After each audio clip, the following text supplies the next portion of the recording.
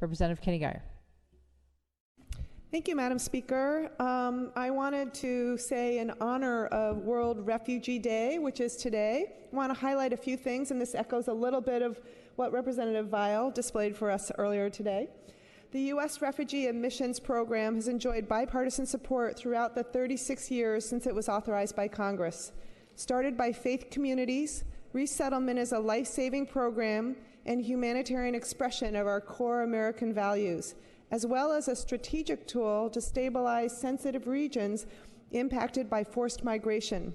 In Oregon, Catholic Charities and Lutheran Family Services Northwest serve as our resettling agencies. Resettlement saves the lives of the most vulnerable refugees who go through extensive vetting. They must pass through a series of security screenings, including biographic and biometric checks, medical screenings, forensic document testing, and in-person interviews with Homeland Security officials. Americans across the country support resettlement, from cities to faith communities, companies, and thousands of volunteers.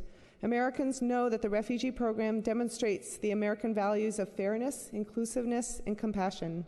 Sarah Munali, one of hundreds of Oregonians helping resettle refugees, said, "I learned resilience from individuals who had endured heartbreaking tragedy, and in spite of that sadness, approached each day with laughter, gratitude, and joy."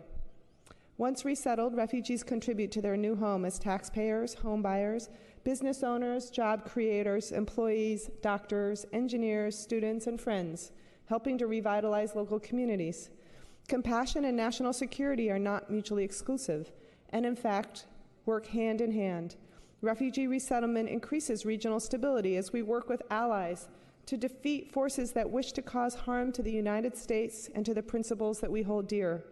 Welcoming refugees sends a strong message to groups that want to sow havoc and fear that the U.S. remains a leading force for stability and liberty.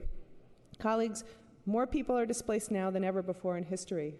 65.6 million people, with about 2/3 of that internally displaced in their own country and about 1/3 are refugees outside of their country. Shutting down or even reducing the resettlement program at this time would be hazardous to families seeking safety and would send a message to our allies, especially those hosting large numbers of refugees, that the U.S. does not uphold our commitments. Since 1980, the U.S. Refugee Admissions Program has set an average goal of resettling 95,000 refugees each year and has reached an average of 85,000 per year.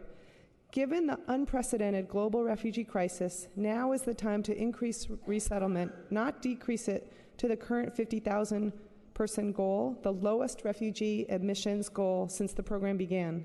In the interest of compassion and national security, I urge the administration to resettle 95,000 refugees in the coming year, and I urge Oregonians who want to volunteer to contact therefugeecenter.org. Thank you.